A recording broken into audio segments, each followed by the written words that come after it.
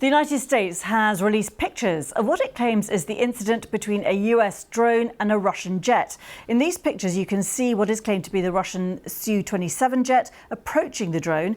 The Russian jet then begins to release fuel as it passes. It then flies over the top of the drone. The Russian jet then repeats this pass, and the pictures have been released by the US Air Force. Well, Russia has denied the accusations from the US that its jets acted recklessly in this incident on Tuesday over the Black Sea. James Landale, our correspondent, is in Kiev.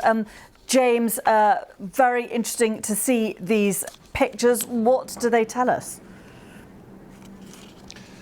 Well, you've got to remember this is just an edited version of what apparently happened. The Americans say that this incident lasted for over half an hour. They've released just about 40 seconds of the footage that they've got. And essentially the Americans are doing this in part to support their version of events because it's been challenged by the Russians. The Russian says there was no contact between their aircraft and the US drone. What these pictures seem to suggest is that there was some kind of contact because you see a perfectly working propeller, and then at the end of the footage you see a bent propeller. So as you say, the Americans admit that it has been edited, but not the order of events that show these two aircraft spraying apparently fuel over the drone, and then at the beginning you see, as I say, a propeller that's working. At the end of the footage you see a propeller, one of which is distinctly bent. And just to explain, why is fuel being sprayed? Well, a very, very good question. All the experts who have studied these kinds of events, it's called coercive signaling. The Russians do a lot of it. When their aircraft come very close to other allied aircraft, they try and disrupt its flight in some way. They come close, they fly very in front of it, underneath it, etc. Spraying fuel seems to be a new one on the experts. On some seems to suggest that it's an attempt to blind the drone, to disrupt its sensors and its cameras.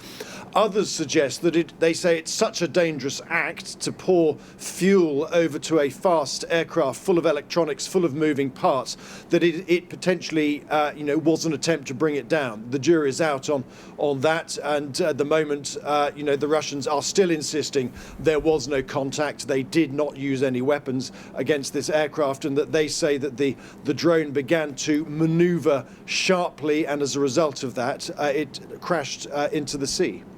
I mean, how diplomatically worrying is all this, James? Because obviously Russia has talked about a proxy war with NATO and Russia, but this is US, Russia, a direct incident here. Yeah, I mean, let's be frank. This is a military confrontation between two nuclear superpowers.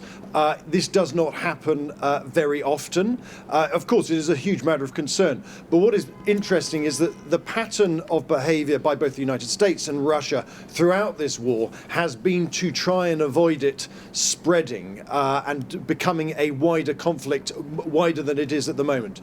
And so the United States has been very fierce and very firm in its protests about what has happened, but both sides have said it is important that they continue to talk, and it's important that they try to deconflict this kind of confrontation as much as possible.